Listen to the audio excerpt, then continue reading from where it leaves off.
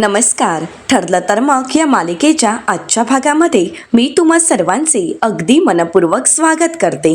आजच्या भागामध्ये आपल्याला पाहायला मिळतं अर्जुन आणि इन्स्पेक्टर साहेब आता ज्या ठिकाणी सोनलचे आई वडील राहतात त्या ठिकाणी पोचलेले असतात, परंतु तिथे तर कोणीच नसतं. अर्जुन म्हणतो इथे तर कोणीच नाही आहे आणि हे घर पाहता असं वाटतंय की गेली कित्येक वर्ष इथे कोणीच राहत नाही आहे. आता इन्स्पेक्टर साहेब कॉन्स्टेबल यांना म्हणतात, कॉन्स्टेबल जरा आजूबाजूला चौकशी करा म्हणजे आपल्याला कळेल. तर आता कॉन्स्टेबल आजूबाजूला चौकशी करण्यासाठी निघून जातात. तर त्याचवेळी अर्जुनला तिथे एक दादा दिसतात. अर्जुन आवाज येत म्हणतो, दादा इथे एक कुटुंब राहायचं, परंतु आता इथे कोणीच नाही आहे, कुठे गेले आहेत ते? तर आता ते म्हणू लागतात, नाही आम्हाला काहीच माहीत नाही. तर आता ते विचारतात, तुम्ही नक्की कोणाबद्दल विचारताय? आता अर्जुनच्या लक्षात येत नाही. तर त्यावेळी ते म्हणतात, राजन साळवी यांच्याबद्दल विचारताय का? तर इन्स्पेक्टर साहेब अर्जुनला म्हणतात, अर्जुन सर कंप्लेंट याच नावाने आहे, त्यांचीच 3 वर्षाची मुलगी जत्रेत हरवली होती. तर त्यावेळी ते दादा म्हणतात, अर्चना नाव होतं तिचं. अर्चनच्या जाण्यानंतर राजन आणि वहिनी पूर्णपणे कोलमडून गेल्या होत्या, त्यामुळे ते गाव सोडून कधीच निघून गेले आहेत. अर्जुन म्हणतो, म्हणजे ते आता या गावात राहत नाहीत का? तर ते दादा म्हणतात, नाही त्यांनी कित्येक वर्ष झाली की हा गाव सोडला आहे. तर अर्जुन म्हणतो, पण आता ते कुठे राहतात हे तुम्हाला माहीत आहे का? तर त्यावेळी ते म्हणतात की नाही, आम्हाला कोणाला काहीच न सांगता ते गाव सोडून निघून गेले आहेत. अर्चना खरंच खूप छान मुलगी होती, गोड स्वभाव होता तिचा, परंतु जत्रेत आग लागली आणि ती कुठे हरवली कोणाला काहीच कळालं नाही. परंतु या सगळ्याचा राजन आणि वहिनीला खूप त्रास झाला आणि म्हणूनच ते गाव सोडून निघून गेले असावेत. तर इन्स्पेक्टर साहेब अर्जुनला म्हणतात, अर्जुन सर आता हिच्या आईवडिलांपर्यंत पोचण्याचा कुठलाच मार्ग नाही आहे. आता मात्र अर्जुन विचार करू लागतो. तर दुसरीकडे सुभेदारांच्या घरी आपल्याला पाहायला मिळतं अस्मिता आता स्मितला खेळवत असते, त्याच्यासोबत वेळ घालवत असते. तर त्याचवेळी आता श्वेता गौरीला त्या ठिकाणी घेऊन येते आणि म्हणते, स्मित बघ तुझ्यासोबत खेळायला कोण आला आहे? अस्मिता म्हणते, अगं गौरी ये, बरं झाली तू आलीस, आता स्मित तुझ्यासोबत तरी खेळत बसेल. आता स्मित आणि गौरी दोघंही खेळत असतात. तर आता याच संधीचा फायदा घेत श्वेता अस्मिताला म्हणते, अस्मिता ताई तुम्ही अर्जुन सरांना फोन करता का? कारण त्यांनी सांगितलं होतं ज्यावेळी गौरीचा ताप उतरेल त्यावेळी मला फोन करून कळवा. असं म्हणताच अस्मिता म्हणते, बरं ठीक आहे मी फोन करते. आता अस्मिता अर्जुनला फोन करायला घेते. तर इकडे श्वेता मनाशीच म्हणते, आता जर अर्जुनने हिचा फोन उचलला तर कळेल की अर्जुन नक्की कुठे आहे. अस्मिताने अर्जुनला फोन केलेला असतो, परंतु इकडे अर्जुन फोन पाहतो तर अस्मिताचा फोन असतो. अर्जुन काही फोन उचलत नाही. तर दुसऱ्या दिवशी आपल्याला पाहायला मिळतं चैतन्य कोर्टात हजर असतो आणि त्यानंतर ॲडव्होकेट शेंडेही आलेले असतात. आता कोर्टात एक एक जण येऊ लागतात. तर त्यावेळी संपूर्ण सुभेदार कुटुंब सुद्धा आलेलं असतं. आता येताच चैतन्य त्यांना विचारतो, अर्जुन नाही का आला तुमच्यासोबत? तर प्रतापराव म्हणतात, अरे तो रात्रभर खरीच आला नाहीये, मला असं वाटलं की तो डायरेक्ट कोर्टातच आला असेल. तर कल्पनाताई म्हणतात, हो ना, रात्रभर आम्ही त्याची वाट पाहिली, आम्ही त्याला फोन करण्याचा सुद्धा प्रयत्न केला, पण त्याचा कॉलही लागत नाहीये. मला खरंच खूप भीती वाटते, काळजीही वाटते. आता मात्र चैतन्यालाही धक्का बसतो, कारण कोर्टाच्या कामकाजाला काही वेळात सुरुवात होणार, परंतु अजूनपर्यंत अर्जुन आलेलाही नसतो. कल्पनाताई काळजीनेच म्हणतात की मला वाटलं होतं की अर्जुन कोर्टात तरी भेटेल.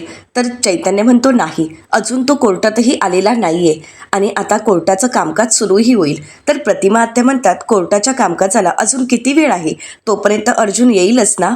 तर चैतन्य म्हणतो, नाही काही मिनिटच बाकी आहेत, तोपर्यंत अर्जुन येणं खूप गरजेचं आहे.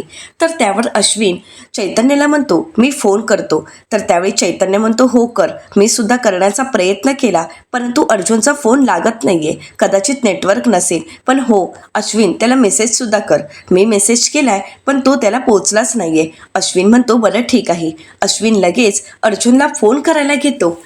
इथे चैतन्य खूप घाबरून गेलेला असतो, कारण अर्जुन वेळेत येणं हे सगळ्यांसाठीच खूप महत्त्वाचं असतं. चैतन्य म्हणू लागतो, अर्जुन वेळेत येणं खूप गरजेचं आहे, त्याच्याशी कॉन्टॅक्ट होणं खूप गरजेचं आहे. तर मधुभाऊ आता चैतन्याला विचारतात, सायलीला इथे कधी आणणार आहेत? तर चैतन्य म्हणतो, काही वेळात घेऊन येतीलच. आता संपूर्ण सुभेदार कुटुंब अर्जुनची वाट पाहत असतं. प्रत्येकजण अर्जुनला मेसेज करण्याचा, फोन करण्याचा, त्याच्यापर्यंत पोहोचण्याचा प्रयत्न करत असतात. तर इथे वेश बदलून राकेश आणि सचिनही कोर्टात आलेले असतात. राकेश आणि सचिन पाहतात तर अर्जुन अजूनपर्यंत कोर्टात आलेला नसतो. म्हणूनच राकेश सचिनला म्हणतो, सचिन, आज जर अर्जुन कोर्टात आलं नाही ना तर आपल्यासाठी खरंच बरं होईल. परंतु तो जर आला तर तो काहीतरी पुरावे घेऊनच येईल. आता मात्र सचिन घाबरतो आणि म्हणतो, राकेश, अरे शुभ बोल शुभ, काय बोलतोयस हे? सचिन आणि राकेश अर्जुन काही पुरावा तर घेऊन येणार नाही ना, या गोष्टीनेच घाबरून गेलेले असतात.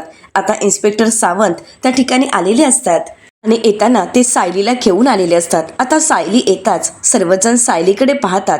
तिची ती अवस्था पाहून घरातील सगळ्यांनाच खूप वाईट वाटतं.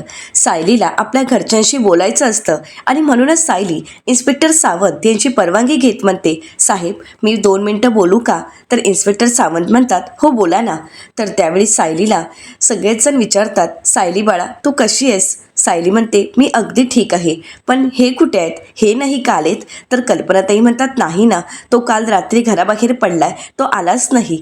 प्रतापराव म्हणतात, अर्जुन काल कामानिमित्त घराबाहेर पडलाय, तो अजूनपर्यंत आलाच नाहीये आणि त्याच्याशी काही कॉन्टॅक्टही होत नाहीये. आता मात्र सायलीलाही धक्का बसतो. तर सायली इन्स्पेक्टर सावंत यांना विचारते, साहेब, तुम्हाला काही माहीत आहे का?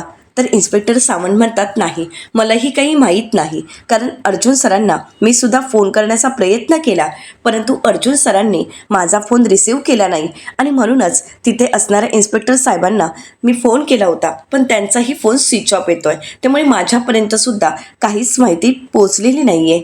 पण तरीसुद्धा माहिती मिळवण्यासाठी मी तिथल्या पोलीस स्टेशनला फोन केला होता आणि त्यावेळी मला कळालं की अर्जुन सर आणि तेथील इन्स्पेक्टर साहेब आणि कॉन्स्टेबल काल रात्री बाहेर पडले आहेत, ते अजून आलेच नाही आहेत. आता मात्र सर्वच जण काळजीत असतात. तर प्रतापराव प्रश्न करत म्हणतात, तिथल्या म्हणजे कुठल्या पोलीस स्टेशनला अर्जुन काल बाहेर पडलाय, पण तो नक्की कुठे गेलाय, कोणत्या कामासाठी गेलाय, काहीच आम्हाला माहीत नाहीये. आता तिथे कोणालाही कळू नये की अर्जुन वडगावच्या पोलीस स्टेशनला गेलाय. म्हणूनच सायली म्हणते, बाबा, हे आल्यानंतर सगळंच आपल्याला कळेल, परंतु अर्जुन कुठे गेलाय ही गुप्त माहिती सायली सगळ्यांसमोर सांगतही नाही. तर त्यावेळी कुसुमताई सायली आणि सगळ्यांनाच म्हणतात, पण अर्जुन सर कधी येणार आहेत? कोर्टाचं काम आता सुरू होईलच ना? सर्वच जण अर्जुनची वाट पाहत असतात. तर त्याचवेळी इन्स्पेक्टर साहेब आता सुरेशला घेऊन येतात. सुरेश कोर्टात येताच सायली त्याच्याकडे रागानेच पाहते. तर मधुभाऊ म्हणतात, हाच तो माणूस आहे जो सोनलचा खोटा काका म्हणून आश्रमात आला होता. तर कुसुमताई म्हणतात, हो, ह्याच्याचमुळे हे सगळं काही घडलं आहे. कुठे फेडणार आहे हे सगळं काही पाप? असं म्हणत सगळ्यांनाच त्या सुरेशचा खूप राग येत असतो. सर्वच जण रागाने त्याच्याकडे पाहत असतात. तर त्याचवेळी आता सोनललाही कोर्टात आणलं जातं. सायली पाहते आणि विचारते, ही सोनलच आहे ना? तर चैतन्य म्हणतो, हो वहिनी, परंतु आता आपल्याला तिला भेटता येणार नाही किंवा तिच्याशी काहीही बोलता येणार नाही. तर त्याचवेळी जज साहेब येतात. आता जज साहेब आले म्हणजे कामाला सुरुवात होणार हे सगळ्यांच्याच लक्षात येतं, परंतु अजूनपर्यंत अर्जुन कोर्टात पोहोचलेलाच नसतो. आता अर्जुन अजूनपर्यंत कोर्टात न आल्यामुळे सचिन खुश होतो आणि राकेशला म्हणतो, राकेश, आज बहुतेक आपल्याला लॉटरीच लागली आहे, अर्जुन काही आता कोर्टात पोहोचत नाही. तर इथे सायलीला अर्जुनची काळजी वाटत असते. चैतन्य सतत अर्जुनला फोन करण्याचा प्रयत्न करत असतो. तर सचिन लगेच आता प्रियाला मेसेज करतो आणि म्हणतो, जज आले आहेत, कोर्टाच्या कामकाजाला सुरुवात झाली आहे, परंतु अर्जुन अजूनपर्यंत आलेला नाही. तर दुसरीकडे श्वेता ही प्रियाला म्हणते, अर्जुन रात्रभर घरी आलाच नव्हता. तरी ते प्रिया, श्वेता आणि महिपत शिकरे व्हिडिओ कॉलवर बोलत असतात. महिपत शिकरे म्हणतात, तो अर्जुन सुभेदार काय पाताळात गाडला गेलाय की हवेत गाडला गेला आहे? कोणालाच माहीत नाहीये की तो अर्जुन सुभेदार नक्की कुठे गेलाय, आहे कुठे तो? आता कोर्टातही पोहोचलेला नाहीये. तर प्रिया म्हणते, हा अर्जुन कोर्टात नाही पोचला ना तर खरंच खूप बरं होईल, परंतु काल रात्रभरात त्याने नक्कीच काहीतरी पुरावे गोळा केले असणार आणि ते पुरावे जर त्याने कोर्टात सादर केले ना तर मग आपण मेलो. म्हणूनच त्या सचिनला मी कालच सांगितलं होतं त्या अर्जुनवर लक्ष ठेवायला. तर महिपत शिकरे म्हणतात, त्या दीक्षितने काल आपला एक माणूस अर्जुनच्या मागावर ठेवला होता, तरी पण शेवटी तो अर्जुन सटकलाच. तर आता प्रिया चिडते आणि म्हणू लागते, अर्जुनला माहीतही नसेल की तुम्ही त्याच्या मागावर कोणी माणूस ठेवला आहे, पण तरीसुद्धा तुमच्या माणसाला अर्जुनला थांबवता आलं नाही किंवा त्याच्यावर लक्ष ठेवता आलं नाही आणि शेवटी अर्जुन त्याच्याही हातून सटकलाच. प्रिया महिपत शिकरेंवर चिडते आणि म्हणू लागते, कसली माणसं पाळली आहेत तुम्ही? आता मात्र महिपत शिकरे खूप चिडतात आणि म्हणू लागतात, आवाज खाली करायचा बबली, तुझं कौतुक काय केलं तर तू स्वतःला राणी समजायला लागलीस का? स्वतःची पायरी ओळखून राहायचं. पण प्रियाचा तोरा इतका असतो की प्रिया महिपत शिकरेंना म्हणते, जेलमध्ये बसून मी जितक्या गोष्टी मॅनेज करते ना, त्यातली 1 किंवा 50% गोष्टसुद्धा तुम्ही बाहेरून मॅनेज करू शकला नाही आहात, कळलं ना? असं म्हणत प्रिया आता महिपत शिकरेंना सुनावून दाखवत असते. आता श्वेता त्या दोघांना शांत करते आणि म्हणू लागते, प्लीज आता तुम्ही दोघंही वाद घालत बसू नका. अर्जुन कोर्टात पोचलाय की नाही, तो कुठे आहे याचा शोध घ्यायला हवा. तर प्रिया म्हणते, फोनवर बोलत बसलात ना, त्यापेक्षा शोधून झालं असतं की नक्की अर्जुन कुठे आहे किंवा तो एव्हाना कोर्टात पोचलाही असेल. आता त्याचवेळी महिपत शिकरे, श्वेता आणि प्रिया या तिघांनाही सचिनने मेसेज केलेला असतो की जज आले आहेत, कोर्टाच्या कामकाजाला सुरुवात होते, परंतु अजूनही वकील अर्जुन आलेलाच नाहीये. तर आता प्रिया वाचते आणि म्हणते, अर्जुनची वाट बघितली जाते कोर्टात. तर दुसरीकडे कोर्टाचं कामकाज हे चालू असतं आणि सर्वजण अर्जुनची वाट पाहत असतात. तर जज साहेब ऑर्डर देत म्हणतात, कोर्टाच्या कामकाजाला सुरुवात करावी. तर त्याचवेळी ॲडव्होकेट शेंडे म्हणतात, कोर्टाचं कामकाज कसं सुरू होईल? ॲडव्होकेट अर्जुन सुभेदार हे तर अजून कोर्टात आलेलेच नाही आहेत. आरोपीचे वकील जर कोर्टात आलेच नाहीत तर मग कोर्टाचं कामकाज कसं सुरू करायचं जज साहेब? तर जज साहेब म्हणतात, ॲडव्होकेट अर्जुन सुभेदार आले नाही आहेत का? मग त्यांना आज कोर्टाची वेळ आणि तारीख माहीत नव्हती का? तर ॲडव्होकेट शेंडे आपलं स्टेटमेंट देत म्हणतात की खरं तर आजची तारीख आणि वेळ ॲडव्होकेट अर्जुन सुभेदार यांनी स्वतः मागून घेतली होती आणि आता तुम्ही पाहताय तर ते स्वतःच इथे हजर नाही आहेत. याचाच अर्थ हा होतो की त्यांना कोर्टाच्या वेळेची कदर नाही आहे आणि त्यांचं हे वागणं अतिशय चुकीचं आहे माय लॉर्ड. तर त्याचवेळी जज साहेब आता चैतन्याला विचारतात, ॲडव्होकेट गडकरी, ॲडव्होकेट अर्जुन सुभेदार कुठे आहेत? तर चैतन्य जज साहेबांना म्हणतो, ॲडव्होकेट अर्जुन सुभेदार याच केसचे पुरावे शोधण्यासाठी पनवेलच्या बाहेर गेले आहेत आणि म्हणूनच मी कोर्टासमोर विनंती करत आहे की कोर्टाने त्यांना येण्यासाठी थोडा वेळ लागेल आणि तेवढा वेळ द्यावा. काही वेळातच ॲडव्होकेट अर्जुन सुभेदार कोर्टात पोहोचतीलच. परंतु ॲडव्होकेट शेंडे ऑब्जेक्शन घेतात आणि म्हणू लागतात, ऑब्जेक्शन माय लॉर्ड, गेली कित्येक वर्ष ॲडव्होकेट अर्जुन सुभेदार वकिली करतात, मग कोर्टाची वेळ हे त्यांना माहीत नाही आहे का? तर त्यावेळी चैतन्य कोर्टासमोर विनंती करत म्हणतो, ॲडव्होकेट अर्जुन सुभेदार यांच्या वतीने मी कोर्टाची माफी मागत आहे, परंतु माझी कोर्टाला एवढीच विनंती राहील की आम्हाला थोडा वेळ देण्यात यावा. परंतु त्याचवेळी ॲडव्होकेट शेंडे आपलं स्टेटमेंट देत म्हणतात, माननीय कोर्टाला माझी विनंती आहे की कोर्टाचं कामकाज आत इथेच थांबवून कोर्टाने पुढची तारीख द्यावी. मला इतकंच वाटतंय की अर्जुन सुभेदार यांनी कोर्टाचा जो अपमान केलाय तो सहन केला जाऊ नये, असं म्हणत ॲडव्होकेट शेंडे यांनी आपलं स्टेटमेंट दिलेलं असतं. आता सर्वच जण अर्जुनची वाट पाहत असतात. तर त्याचवेळी जज साहेब अर्जुनचं म्हणणं त्याला समजून घेतात आणि म्हणू लागतात, काही वेळा कोर्टापर्यंत पोहोचण्यासाठी कित्येकदा अडचणी येऊ शकतात आणि म्हणूनच आरोपीच्या वकिलांची म्हणजेच ॲडव्होकेट अर्जुन सुभेदार यांची थोडा वेळ वाट पाहिली जाईल. आता जज साहेब कोर्टाचं काम काही वेळासाठी स्थगित करतात. इथे मात्र सायली अर्जुनच्या वाटेकडे डोळे लावून असते. सायली डोळे बंद करते आणि मनाशीच म्हणते, कुठे आहात तुम्ही? प्लीज लवकर या. इथे फक्त माझ्याच नाही तर कित्येक मुलींच्या जीवन मरणाचा प्रश्न आहे, त्यामुळे प्लीज लवकर या. आता महिपत शिकरे चिडतात आणि प्रियाला म्हणतात, आता जर अर्जुन आला नाहीये तर कोर्टाने ते काम तिथेच थांबवायचं आणि पुढची तारीख द्यायची होती ना. तर प्रिया म्हणते, अण्णा सर असं होत नाही, वकिलांची वाट बघितली जाते, केसची सुनावणी थांबवली जाते.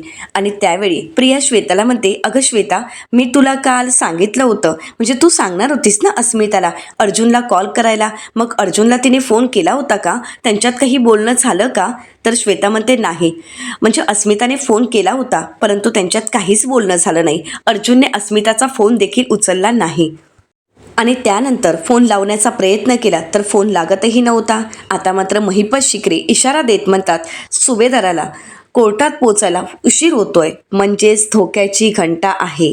ही गोष्ट कायम लक्षात ठेवायची, कारण जेव्हा जेव्हा तो कोर्टात उशिरा पोचलाय ना तेव्हा तेव्हा तो जिंकूनच बाहेर पडला आहे. आता महिपत शिकरेंना या सगळ्याचा चांगलाच अनुभव असतो. आता या सगळ्याचा अनुभव प्रियाने सुद्धा चांगलाच घेतलेला असतो आणि प्रियाला सुद्धा अर्जुन काय करू शकतो हे चांगलंच माहीत असतं. प्रिया म्हणते, नाही, मलाही आठवतंय ना, पण नाही, असं होऊन चालणार नाही, आपल्याला काही करून कोर्टाची पुढची तारीख घ्यावीच लागेल. अण्णा सर, तुम्ही काही ॲडजस्ट करू शकता का? तर महिपत शिकरे म्हणतात, थांब, मी आत्ताच दीक्षितला कॉल करतो. असं म्हणत महिपत शिकरे यांनी आता सचिनला फोन करायला मेसेज करायला घेतलेला असतो. तर इथे प्रिया श्वेताला विचारते, श्वेता तो अर्जुन बॉर्न टेस्टबद्दल काही बोललाय का, म्हणजे काही त्याने सांगितलंय का? तर श्वेता म्हणते नाही, अर्जुन ह्या कोणत्याच गोष्टी खरी बोलत नाही आणि सांगतही नाही. आता मात्र तोही पर्याय प्रियाच्या हातून निसटलेला असतो. प्रियाला तीही माहिती मिळत नसते. प्रिया म्हणते अर्जुन आणि सायली सतत कोर्टाबद्दल केसबद्दल बोलत असायचे, परंतु आता सायली इथे म्हटल्यावर अर्जुन कोणाशी बोलणार, त्या बेंडोक कल्पनाशी? तर इथे श्वेता म्हणते आता जर अर्जुन कोर्टात पोहोचला तर आपण काय करायचंय? तर महिपत शिकरे म्हणतात नाही नाही, असं काहीही होणार नाही. अर्जुन कोर्टात पोचण्या अगोदरच सुनावणी रद्द होईल. इथे श्वेता, महिपत शिकरे आणि प्रिया व्हिडिओ कॉलवर बोलत असतात आणि त्याचवेळी अस्मिता गौरीला घेऊन त्या ठिकाणी येते आणि गौरीला म्हणते गौरी आपण एक काम करूया का, श्वेता मावशीला भॉ करूया, ती घाबरेल, मज्जा येईल ना? तर गौरीसुद्धा होकार देते. तर आता अस्मिता आणि गौरी श्वेताच्या दिशेने येत असतात आणि हे आता प्रियाने पाहिलेलं असतं. प्रिया लगेच श्वेताला म्हणते श्वेता अस्मिता येते, फोन कट कर, फोन कट कर. श्वेता लगेच फोन कट करते आणि आता तिथेच लपून उभी असते आणि त्याचवेळी अस्मिता तिला पाहते आणि म्हणते ती बघ तिथे आहे, आता जाऊयात का आपण श्वेता मावशीला घाबरवायला, असं म्हणत ती गौरीला घेऊन येते आणि दोघीही एवढ्या मोठ्याने भॉ असा आवाज करतात की श्वेता घाबरते आणि त्यावेळी श्वेताच्या हातून तिचा मोबाईल खाली पडतो. श्वेता घाबरतच म्हणते घाबरले ना ग राणी मी. तर इथे अस्मिता आणि गौरी खूप हसत असतात, परंतु श्वेता नक्की कोणाशी बोलत होती हे मात्र त्यांना कळालेलं नसतं. तर दुसरीकडे कोर्टात आपल्याला पाहायला मिळतं 1 तासानंतर कोर्टाच्या कामकाजाला पुन्हा एकदा सुरुवात केली जाते, परंतु अजूनपर्यंत अर्जुन कोर्टात आलेलाच नसतो आणि म्हणूनच जज साहेब चैतन्यला म्हणतात ॲडव्होकेट गडकरी, ॲडव्होकेट अर्जुन सुभेदार यांचा काय हा हलगर्जीपणा, आपण 1 तास त्यांची वाट पाहिली, 1 तासाची वेळ दिली, परंतु अजूनपर्यंत ते आलेच नाही आहेत. तर ॲडव्होकेट शेंडे आपलं स्टेटमेंट देत म्हणतात मी मगापासून हेच सांगण्याचा प्रयत्न करतोय की ॲडव्होकेट अर्जुन सुभेदार यांना वेळेची आणि कोर्टाची कदर नाही आहे. पनवेलमधील स्मार्ट वकील आहेत ना ते, आत्तापर्यंत एकही केस हरलेली नाही आहेत आणि तीच हवा त्यांच्या डोक्यात आहे, असं म्हणत ॲडव्होकेट शेंडे अर्जुन विरुद्ध भडकवण्याचा प्रयत्न करत असतात. तर त्यावेळी चैतन्य म्हणू लागतो की ॲडव्होकेट अर्जुन सुभेदार का आले नाही आहेत हे तर ते आल्यानंतरच आपल्याला कळेल, ते त्याचं कारण कोर्टाला देतील आणि ते कारण जेन्युअल असेल ही मला खात्री आहे, असं म्हणत चैतन्य कोर्टाचं कामकाज अजून थोडा वेळ स्थगित करण्याची कोर्टाला विनंती करत असतो.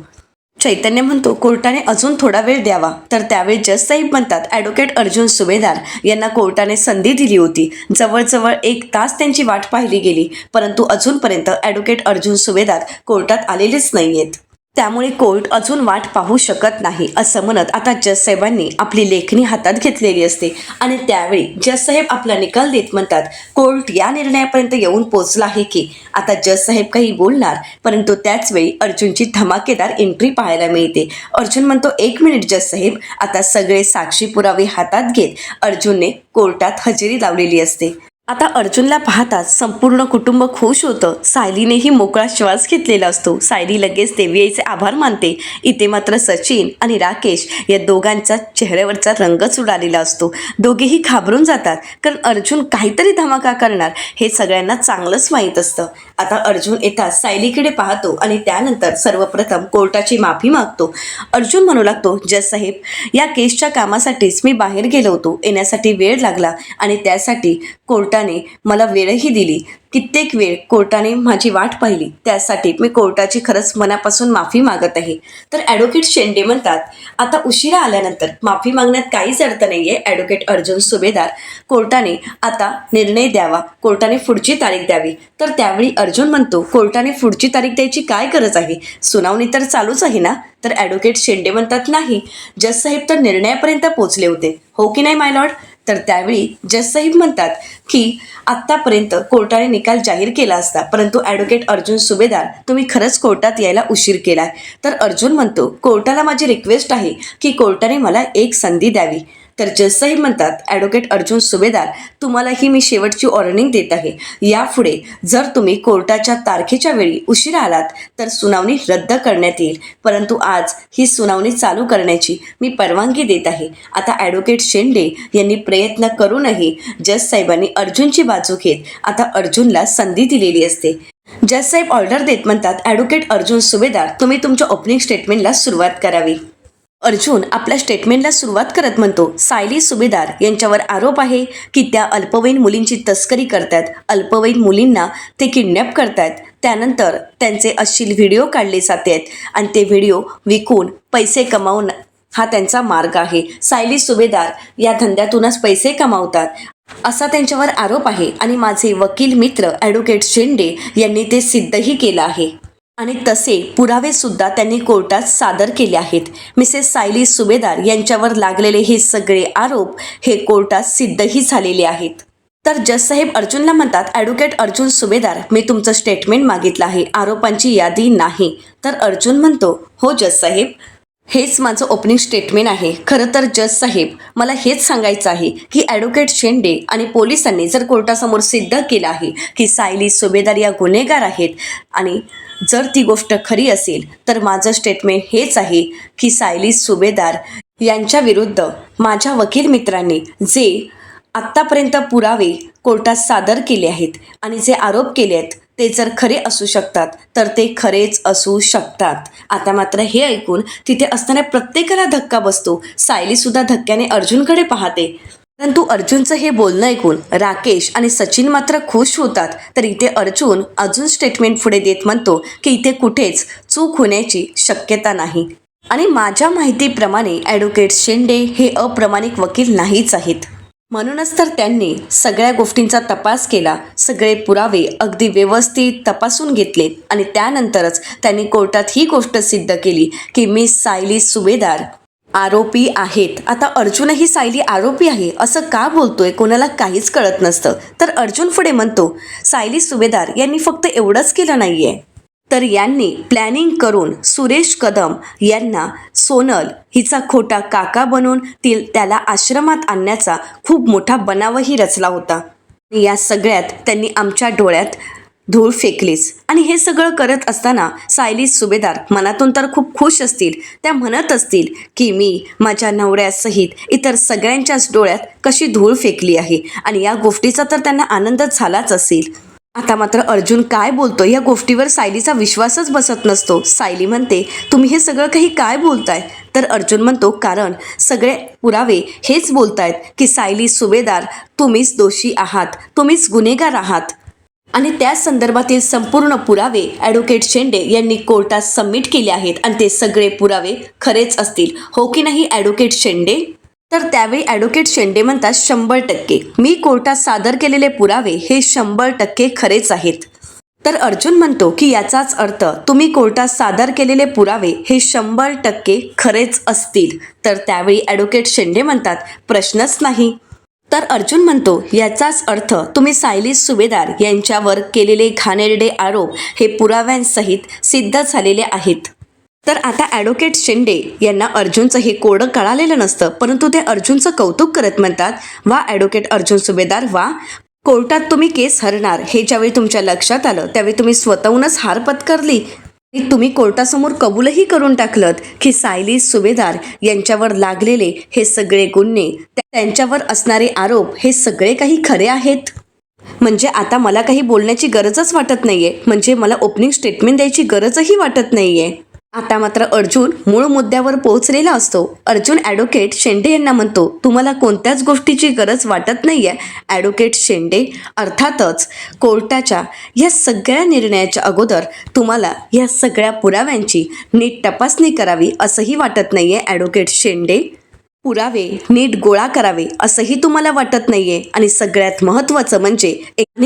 महत्त्वाचं म्हणजे एका निर्दोष स्त्रीला शिक्षा होऊ नये त्यासाठी प्रयत्न करावेत असंही तुम्हाला वाटत नाहीये ॲडव्होकेट शेंडे. तर ॲडव्होकेट शेंडे म्हणतात, ॲडव्होकेट अर्जुन सुभेदार, मी जे काही केलं होतं ते नीटच केलं होतं आणि ते केलं नसतं तरी चाललं असतं, कारण आज माझं काम तुम्हीच करताय. तर त्यावेळी अर्जुन म्हणतो की करावं लागलं कारण तुम्ही करायला भाग पाडलत, कारण तुम्ही सादर केलेला एकही पुरावा योग्य नाही आणि तुम्ही लावलेला हा तपास योग्य दिशेला जातही नाहीये.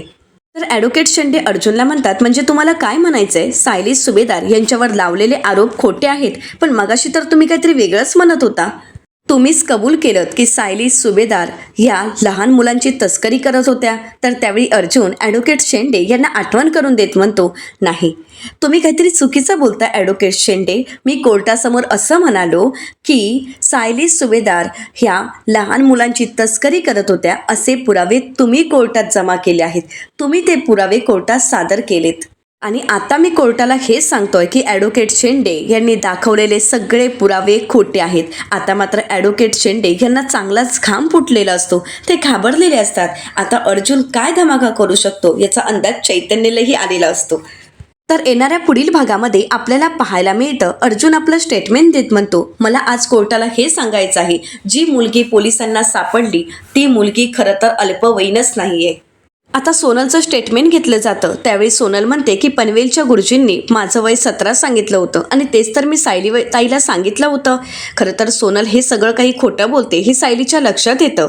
तर त्यावेळी अर्जुन आपलं स्टेटमेंट देत म्हणतो, या मुलीच्या वयाचे पुरावे कोर्टात खोटे सादर केले गेलेत आणि हे मी आता कोर्टात सिद्ध करू शकतो. या मुलीचं खरं काय वय आहे हे सिद्ध करणारे पुरावे मी कोर्टात आता सादर करणार आहे. आता अर्जुन नक्की असा कोणता पुरावा सादर करेल की ज्यामुळे सायलीवर लागलेला फॉक्सो रद्द करण्यात येईल हे पाहणं अतिशय रंजक ठरणार आहे. अशाच मालिकांचे नवनवीन अपडेट पाहण्यासाठी चॅनलला नक्कीच सबस्क्राईब करा.